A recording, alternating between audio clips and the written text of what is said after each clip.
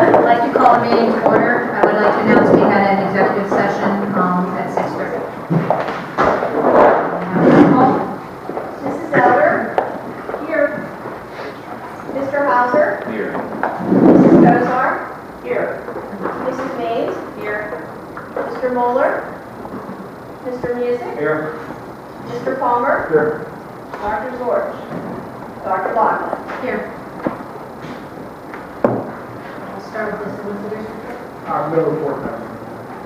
And budget still at a standstill, so I can have legislative report, education and planning, Mrs. Mays. Thank you so much.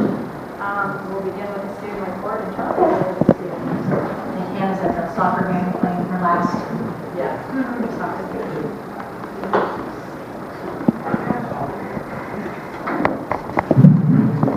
As you can see, I'm the only one here tonight, so I'll be running down all the schools with you. At Bagley, the 4th grade will be going to a symphony on Tuesday, October 20th. And there will be family night on October 22nd. The night will consist of the pumpkin decorating contest.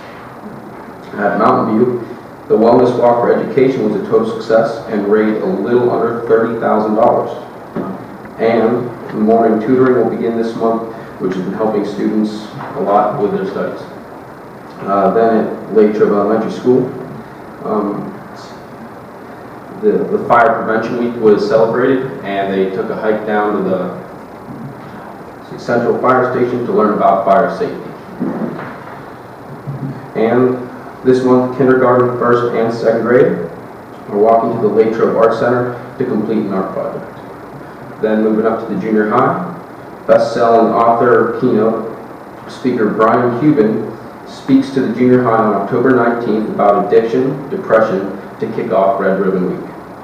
Also, 9th grade students learn about and have the option to participate in the Pledge Together, a volunteer drug screening program. I was a part of this last year, remembering Adam, you get randomly selected to be drug tested.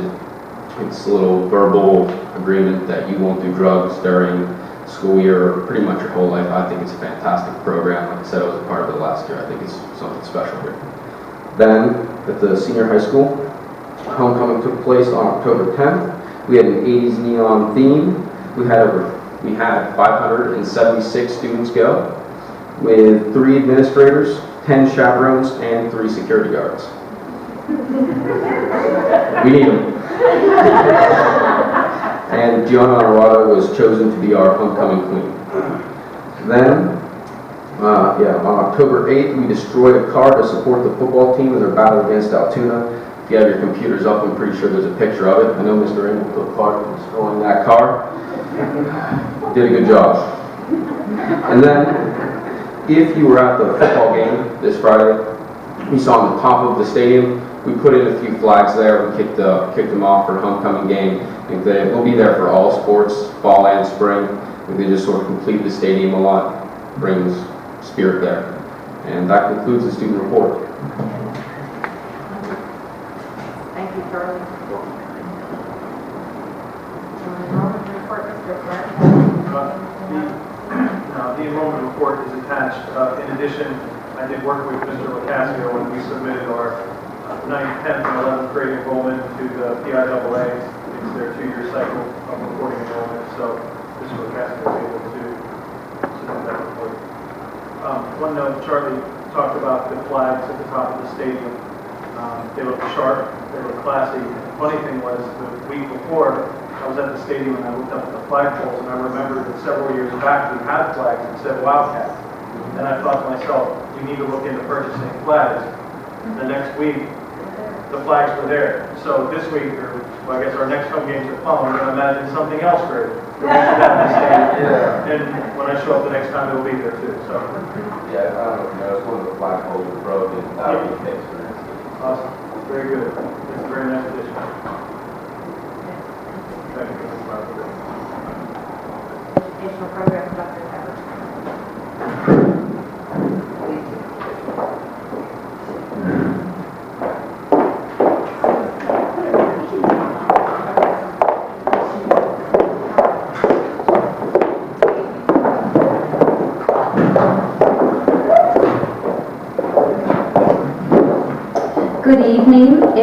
recall, last month, I briefly spoke about one of the professional development opportunities that our staff participated in at the opening of the school year, and that was a STEM professional development training with Carnegie Science Center. This evening, I'm happy to say that I have quite a few representatives from the STEM committee that participated in that professional development event.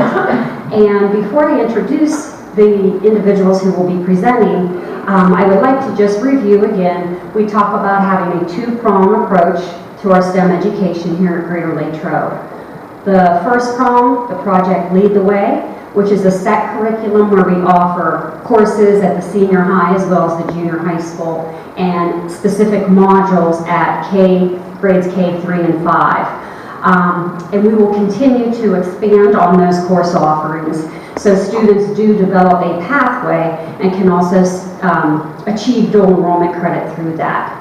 The second prong is providing our staff with professional development on various ways to infuse those STEM concepts throughout the entire curriculum at all grade levels.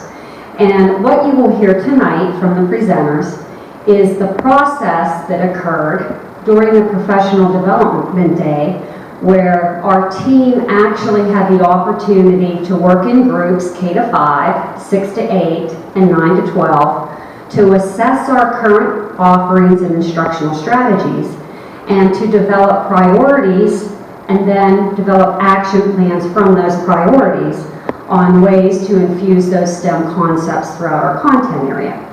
So at this time, I would like to introduce the teachers that are here this evening.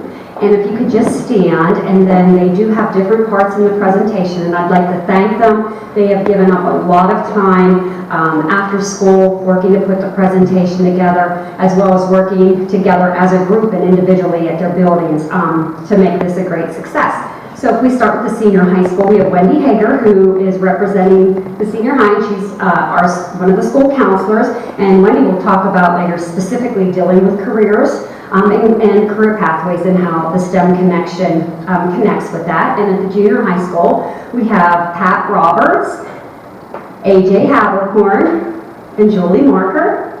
And representing the elementary schools, we have Tanya Stinchola and Jill Ribbon. So again, I'd like to thank those individuals, and I'd like to turn this over now to Pat Roberts.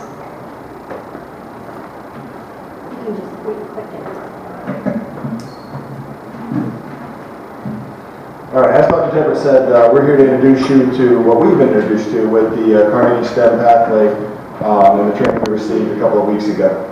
So there are 4 main components to the Carnegie Science Center's approach to this. Obviously, the first one that convenes community stakeholders to develop strategies to support STEM education. I'll talk more about that in a minute. It creates professional development opportunities for teachers. Like I said, we had a great day a couple weeks ago, and there'll be more of those days down the road. Serves more than 89,000 students annually through focused quality STEM programming. I'll talk about that. And it develops new STEM programs and initiatives that further the region's STEM workforce development goals. So they started off with a grant from Chevron, and I watched a video on this, and they're involved in a lot of STEM aspects around the U.S. They're involved in Project Lead the Way. They're involved in the National Academy of Engineering, a program called STEM Zone. So they have a lot of different initiatives going for it. And some other key companies besides Chevron that have backed the Carnegie Science Center are Alcoa and Shell, just to name a few. So a lot of people involved here. So the mission of the Chevron STEM Center is to inspire more young people to consider and pursue careers in STEM fields. There's a huge need for career-ready students that are coming out of colleges and coming out of specialty schools that are just ready to go for the fields of math and science. Some estimates I've read online have Western Pennsylvania alone in the next 10 years have 150,000 jobs created in those math and science fields. So it's a big need for students to be ready when they come out of school to perform. So I mentioned that there were a lot of schools involved. Here's a list of them. Lots of states, the District of Columbia, and again, putting on workshops for educators like us and expanding their influence there to over 2 million students. So I mentioned collaboration is a big part of this. Local businesses and leading businesses in the community get involved. I said I watched a video online about how they got this started, and it was bringing in Carnegie Mellon, Pitt, businesses from Pittsburgh. They had a lot of people that came in together and collaborated on what this program should look like and how we can get these students ready to get into the career fields that are going to be available. Great teaching, that goes back to the professional development we had earlier, which will continue, inspired learners and a committed community.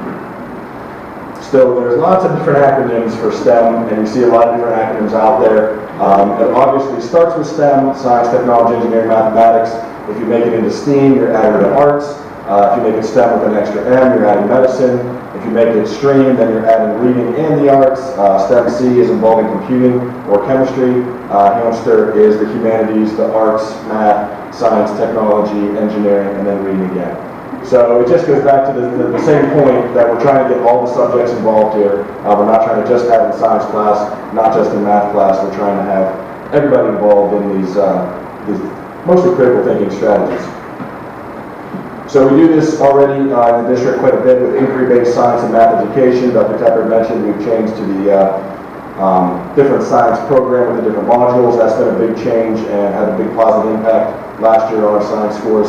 So we do that a lot already, and then something we're getting more into is the integrated curriculum.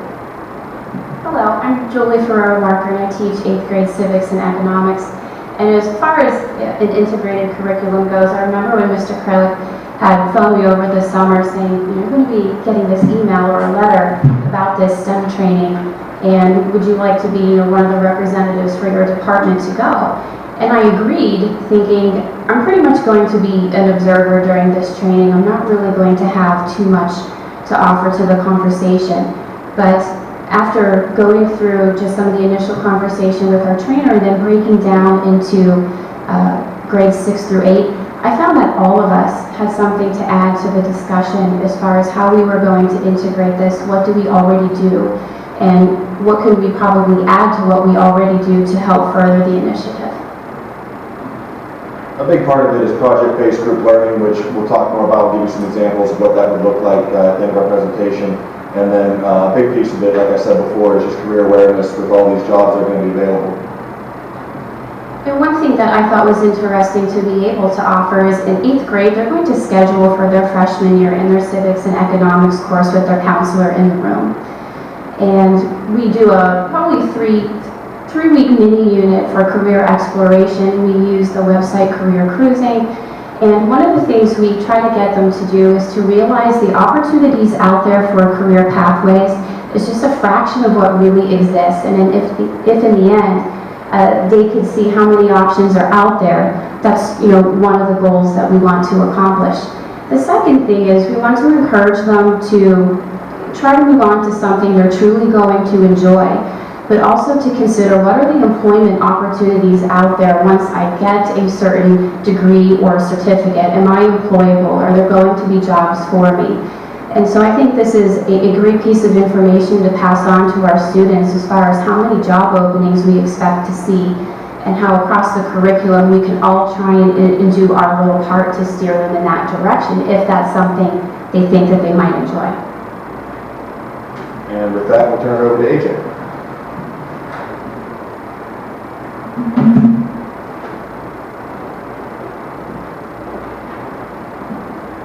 Good evening. So the STEM Center, what's the function? What's the end game?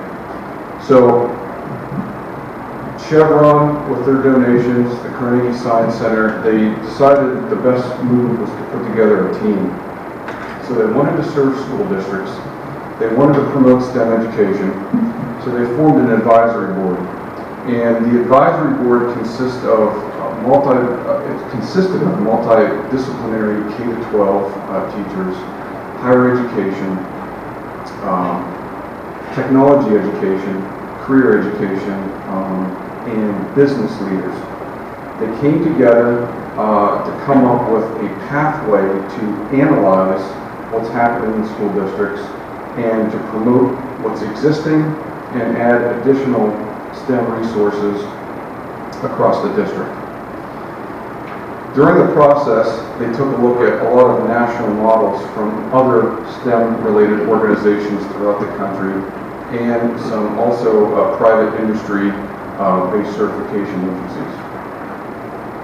They did finally come up with the STEM Excellence Pathway for schools. It explains what STEM and STEAM is. It incorporates 21st century skills, and it brings these ideas together to allow districts to conduct an assessment. And this is what we engaged in our initial service days this year. Setting short-term goals, and then finally, after those goals are introduced, measuring, and then eventually through a continual process, being able to go back and reassess over time. So currently, we're in the short-term goal area. The larger pathway looks like this, and it is a continual process as we basically investigate, and add STEM across the curriculum in a school district, K to 12. So what is STEM? I want to tell you that it's not just science and math. I think STEM is happening. We found that STEM is occurring a lot in a couple of different areas throughout the district. We again continue to want to add and improve to that, but it's not just math and science. We want to look at it from all aspects. To talk a little bit more about the pathway analysis, we have some of our elementary folks.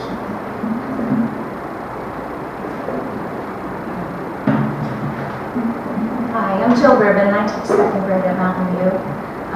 At our training that we had at the beginning of the year, we were asked to list things that we already were doing that we thought could be STEM-related activities. Most of us put down things that we did in science and math class.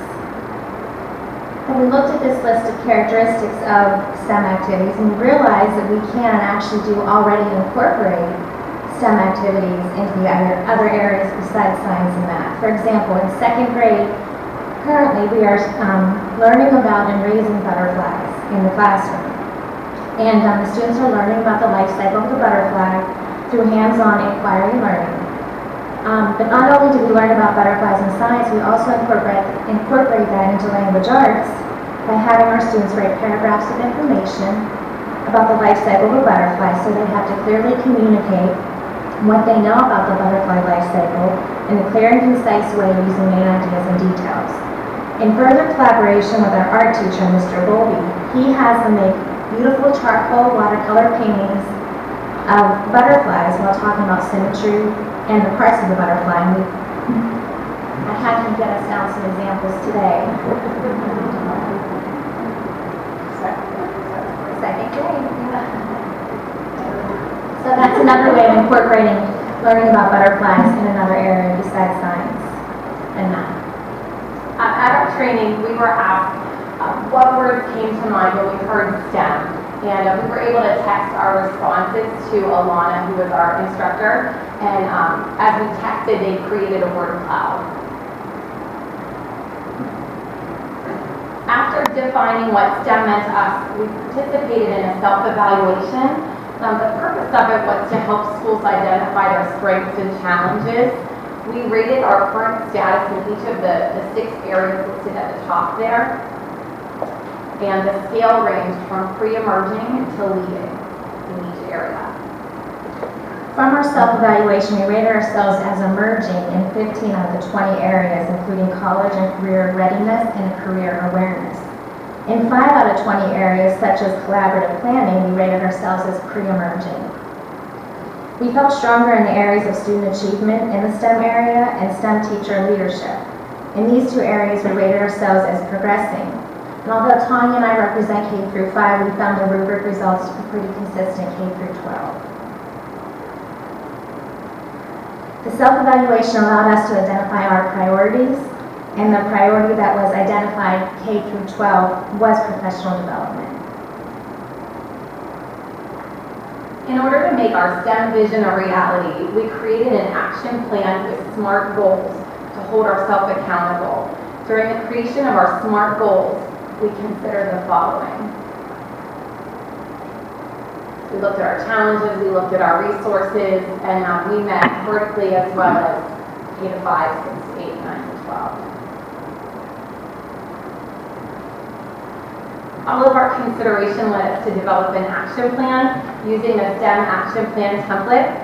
Our SMART goals K-12, our SMART goal was that by the start of 2016-17 that all staff would attend training in the basics of STEM. And our professional development is scheduled in November. Since this is a cyclical process, we will continue to reevaluate and target new areas.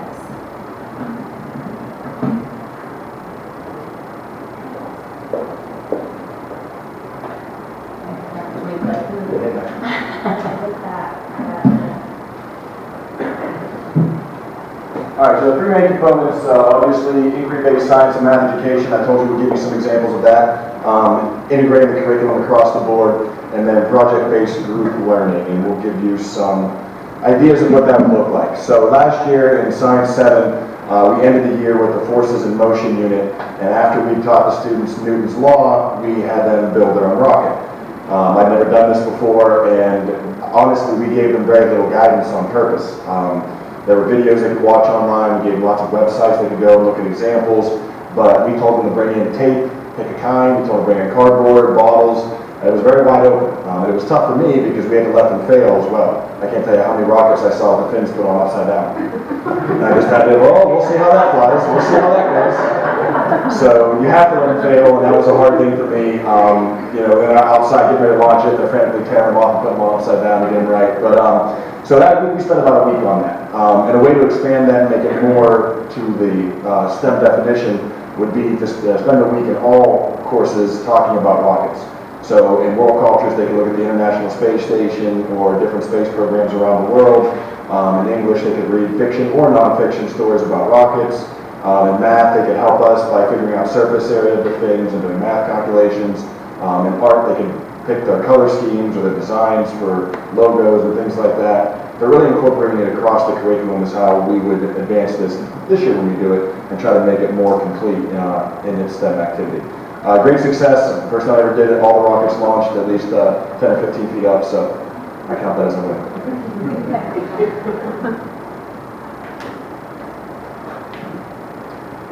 So what does short term look like? If you know me or you stop by my classroom, you know I'm an incredible Star Wars fan. So I'm anxiously awaiting December 18th. Don't tell my wife that we have a baby due. It's before that.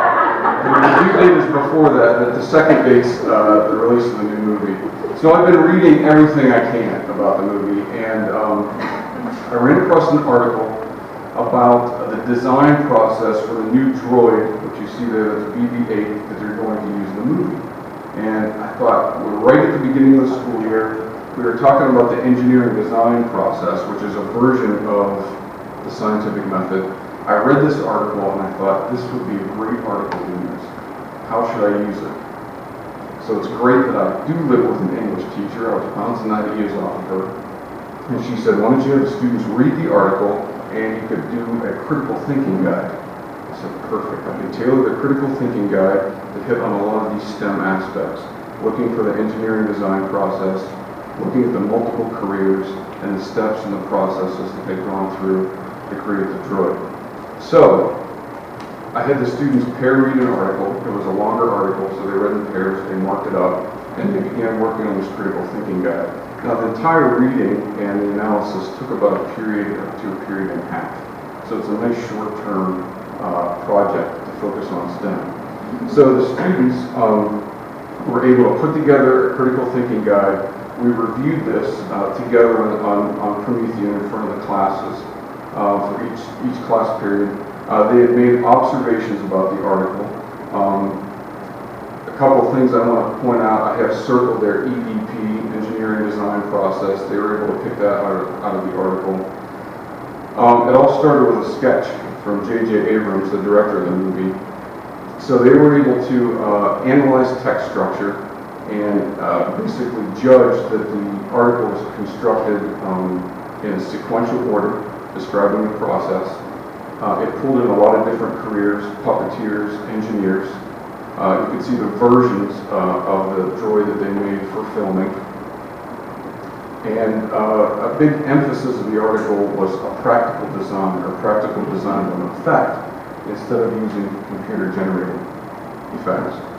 And they definitely picked that out. So the conclusions that they were able to draw, they took us through the entire development of the character. You can see that they came up with the fact that hard work pays off and never give up. The ultimate goal of the project in creating the droid was to make a free-running, freestanding, remote control autonomous robot. They were not able to do that for the film, but they were able to do that for a panel at a Disney conference. So the ultimate goal was reached. So after we read the article, I actually showed them a clip of the panel where they rolled the droid out that they discussed in the video, or in the article. I showed them the video of that. So they were pleased. I thought we could try to hit as many different aspects of STEM, including arts, technology, in the article, and they did enjoy it. They did enjoy it. This was 8th grade. 8th grade, and I think I did make a few Star Wars fans in the process too. So.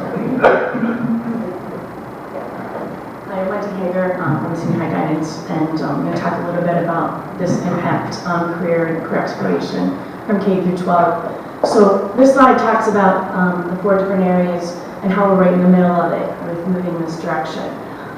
In the education circle, it talks about formally and informally. So classes have been implemented from the formal perspective, and those are the Project Lead the Way classes that are designed and they've been trained in it, and that's at the junior high and the senior high. Informally, we really focus on the STEM concepts across the curriculum, and I'm going to talk about what those concepts were because we brainstormed those as well with our mentor from Carnegie Science Center, and there were things that we were evaluating that are going on in the class now, which I know some of them have talked about too, but really had an impact on kids preparing for post-secondary education and getting ready for their careers.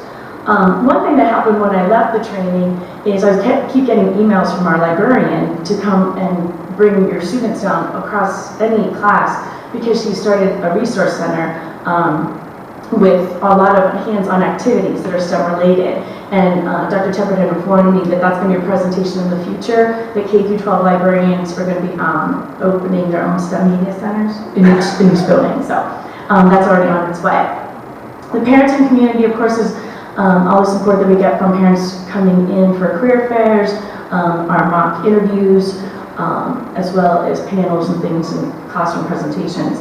The students, of course, are currently participating. But something that that we brought up in our group too, that I shared, is our past students coming back and sharing. Within the last couple of years, we've implemented where students have come back, they're 1 year removed from the high school, and I think it was actually, it was a suggestion that came up at one of the board meetings. And so they come back at Christmas and they talk about their first year of college with our current students and where they problem solved and how things have helped them and what classes have helped them to get to where they need to be going. So I think that was beneficial. They're also on our panel for Pi Day too. Their current engineers are actually studying in the engineering area. And then we're involved in the Workforce Development Board as well, which is the last circle. And we recently just went to the Westmoreland County Forum dinner. There were some principals, myself, and board members that attended. And they brought up about the career pathways and the direction we're going. We're actually going to be going to a meeting on November 12th at EWCCT to actually finalize where our career pathways are going to be that we're implementing. So, which one is it? This one? Alright, sorry, last, how career awareness happens, creates relevance in the context of struggle and study. We talked about, and we brainstormed these, but like I said, she helped us, and we talked about those STEM skills, and I don't think anyone ever just went through them, so I'm just going to mention them. We talked about teamwork, collaboration, problem solving, critical thinking, being project-based learning, communication, creativity, and innovation, and those things being brought out in lesson plans. We even talked about down the road, how they showed that long line of where we're at now, but what we're going to do in the long run is implementing one of those each year in an elementary level or through the junior high and focusing across the curriculum each. So that was something that was brainstormed. Another thing that came out that I was able to help in our group was, we went through the same process about 3 years ago where we evaluated what we're currently doing with career and career exploration from K through 12. And so we actually developed a collaborative effort amongst all of us, but it was a comprehensive career plan, K through 12. And we looked at what we were currently doing for the kids and what we could add that we still needed to. So we had gotten some money from United Way. And at the elementary level, although they were doing lesson plans on career, they added a 3 elementary school combined career fair that's really big and has been a really great success. I've gone down myself to watch, and the kids are really enjoying themselves, and they get to go around to different people and pick what their interests are at that level. At the junior high level, she had already talked about what they were doing in the social studies departments, where they're getting on career cruising, but they're also developing career portfolios that they can follow through when they get to the senior high level as well and add to it. With the monies that they got for the junior high, they added post-secondary field trips for the whole 9th grade, where they actually went to visit St. Vincent for a day and went to WCCC for a day. So they could start to see what different things that they needed to do at the high school level to get to planning and get to that. At the senior high level, we added working lunches as well as we added every 10th grader taking the ASVAB to add to their portfolio as well. So those were some things that we decided to add in addition to our career fairs and our panels and people coming into the classroom. The one thing that I got out from the training that I thought that we could add to the career part was that they have a whole bunch of events, competitions, and initiatives that we can tap into, and we can hopefully grow and use them to expand that. So, that's about it. Okay, there we go. Thank you. Did I do it right? So there you go.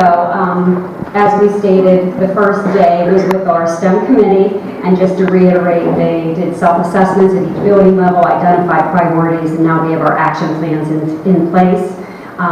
The remainder of the staff will be trained either on November 10th as well as 2 days in November for the elementary. So we're very excited that we will be having various strategies for utilizing instruction and the STEM skills throughout all content areas, K to 12.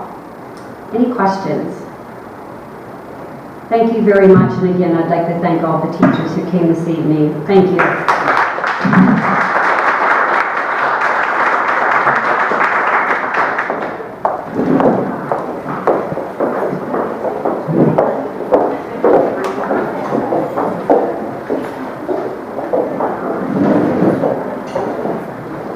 Thank you guys for coming. Every time we get presentations like that, I'm always like, oh, I wish we did that one instead.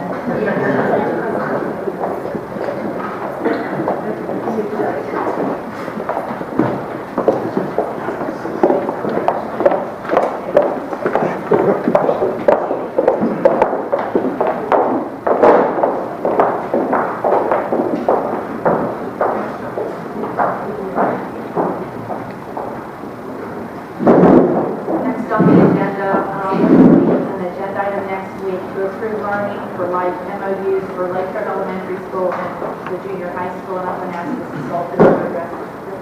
Yes, this is a program that falls under the umbrella of the Boy Scouts of America, and they send representatives to the schools to work with students in our life skills and autistic support classrooms, helping the students develop daily living skills and social skills so that they can be more effective whenever they graduate from high school. So that will be an agenda item for approval next week. There's quite a list of overnight and out-of-state field trips for your approval. A couple for the Young Engineering Program to go to Ohio, the Junior Senior High Ski Club to Holiday Valley and Ellicottville, New York in February, the National Honor Society to New York in April, the art students to Scotland and Ireland in June, and German students and French students to the country. It's not wonderful. But they will be on your agenda for approval next week. Also on your agenda is to approve a charter declaration with Westmoreland County Forum for Workforce Development. There is an attachment here. The actual resolution is on the attachment, and this is all about better connections between business and the education in the communities to do better career pathways and get the kids interested in other things. and for us to develop skills that they will need in the workforce. So it's a very, very good thing, and that will be on your agenda for approval next week. The next curriculum committee meeting will be Tuesday, November the 17th, 5:30 p.m. here in the CSC. And that concludes my report. Thank you, Mrs. Lynn. Mrs. Logan, finance? Thank you. Next week on the agenda, we will have the treasurer's report and the payment of bills, as well as the acceptance of grants to some donations. And can you talk about the actual timeline now? Yes, I will. Thank you. The actual timeline was put out. It's attached for your review. That's very lengthy. I'll summarize it. There's four important dates.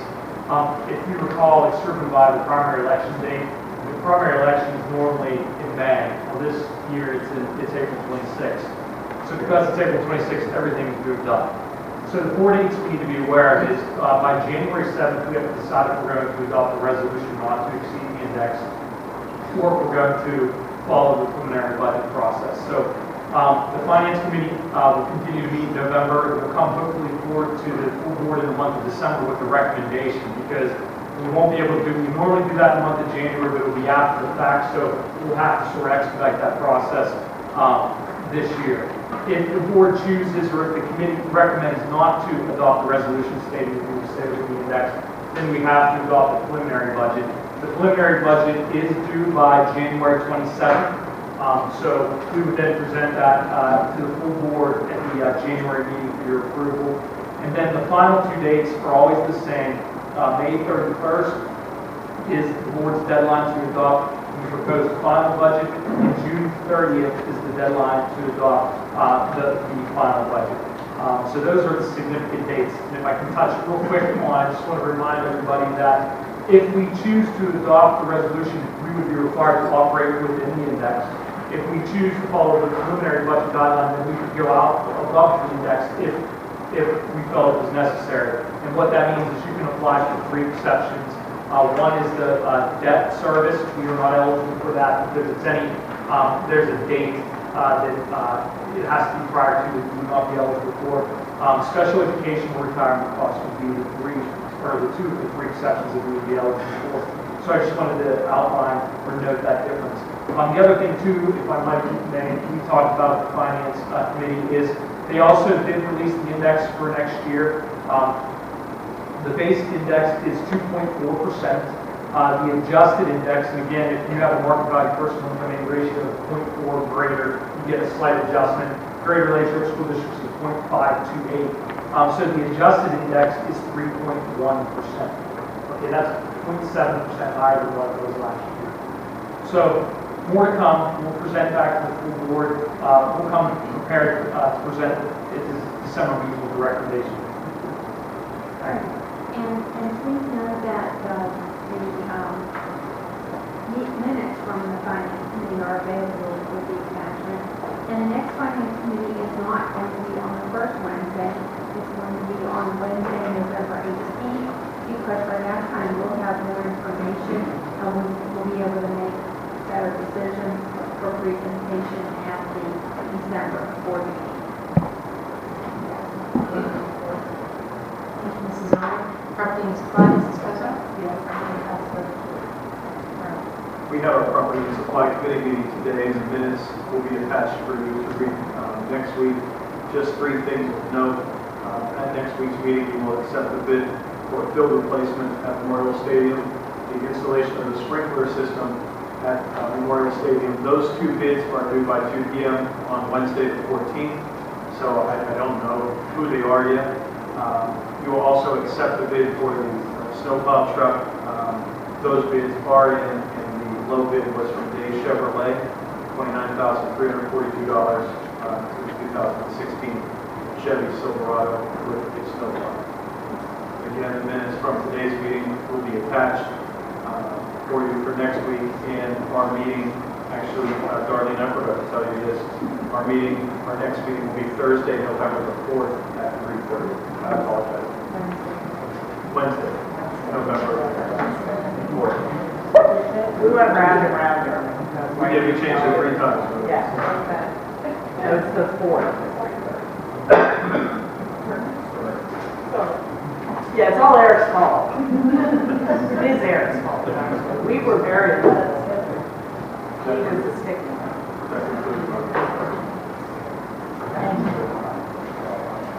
Student activities and recreation, the agenda item for next week is to approve the MOU with the GLEA to correct some point distribution for the weight room supervisor and lacrosse coaches. And then also will be to approve the 2015-2016 school clubs. There's a list on the attachment. And then to approve the 2015-2016 JLSD supplemental position assignments. I'd like to note that girls volleyball senior night is, as stated, Tuesday, October 13th at 6:45 in the main gym. Next Friday, the October 30th, is the football band and cheerleading senior night at the stadium. And then fall sports recognition night is Wednesday, November 18th at 7 p.m. here at the auditorium. And, community relations. It's noted that the next Parks and Rec Commission meeting will be Thursday, October 15th. And then Mrs. Maines, if you want to do the Intermediate unit, the summary of the WIU board meetings minutes are attached from the September 22nd meeting. And the next WIU committee meeting is Tuesday the 27th at 7:30 p.m. at the WIU board. Thank you, Mrs. Maines. Mrs. Kozar? Yes, the PWCTC's joint operating committee meeting minutes are attached from our September 23rd meeting. And I was just going through my notes. We discussed the HVAC update, which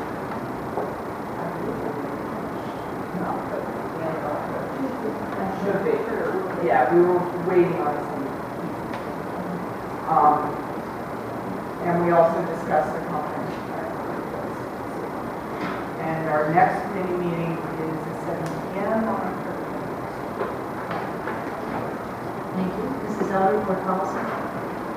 Yeah, we will have the first reading of this list of policies. And that will be on the agenda next week. And there are a group of them we will see.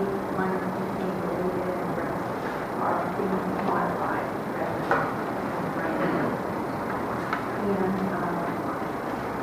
And I would just like to say that I'd like to thank Mrs. Schweigert for sending a letter regarding that bill number 999 that was emailed. Her letter was emailed to us, and I thank her for doing that. And I'd like to add to Mrs. Kozar's report that it was very interesting to hear the comprehensive plan and how closely it coincided with the dinner that we went to for the workforce development. We heard a lot of the same statistics and a lot of the same ideas, so it was a good comprehensive plan. I think a lot of the teachers at the did participate in it with some degree of vigor, so that they put their opinions in and put some surveys in and that sort of thing. So it was a good experience. Thank you. Thank you. Mr. Palmer, technology? Thanks, Dr. Larkin. Tonight we had a meeting, tech meeting here at CPC. A couple of things to note is in November, we'll have an additional 200 Chromebooks distributed to the K and through 2 classrooms. And also, we'll have an additional, they'll have 5 additional 3D printers, 5 total 3D printers scattered throughout the school district.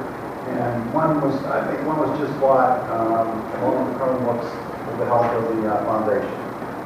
And the meeting notes will be attached for next week's minutes. Thank you. The next meeting is December 1st at 6 p.m. here. Thank you, Mr. Palmer. I would like to know, do you have minutes of the Transportation Committee meeting with you as well? Superintendent's recommendations? Next, we would ask the board to approve 2 resignations, one as a custodian and one as a classroom assistant. To approve substitute teachers, there are 6 additional substitutes we would ask the board to approve. Substitute teachers were a discussion at the IU superintendent's meeting. All districts are struggling with finding substitute teachers. Just as a note, if you have a 4-year degree, you can be emergency certified as a substitute in the state of Pennsylvania. So if anyone has a 4-year degree and is interested in that process, they should contact us to become a substitute for Greater Latrobe. But next week, we would ask the board to approve the 6 additional substitutes.